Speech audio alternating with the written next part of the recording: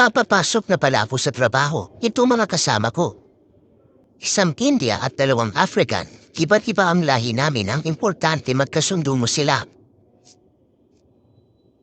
Kailangan sa abroad marunong ka makisama at magrespeto sa kanilang kultura at paniniwala. Mahalaga na magkaroon ka ng open mind at magpakita ng paggalang sa kanilang sariling katangian. Mahalaga rin na maging maunawain at handa kang mag-adjust sa kanilang mga kaugalian at kinasanayan sa trabaho at sa araw-araw na pakikisalamuha.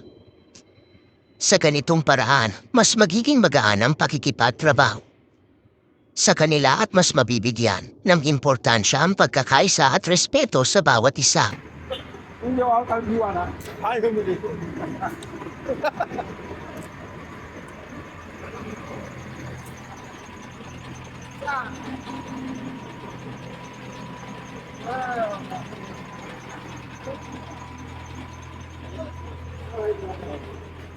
Anda. Ha? Ansat? Yes. Gawin ko ansat.